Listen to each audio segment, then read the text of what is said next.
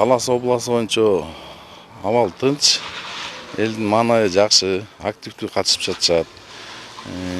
Жанагы акча сунуштамай, сатып алмай деген маалыматтар азырынча жок. Биз райондордо айыл-айылдарда биздин өкүлдөрүбүз иштеп атат. Мен алар менен бат-бат байланышып атам. Акта дагы жакшы тынч өтүп атат.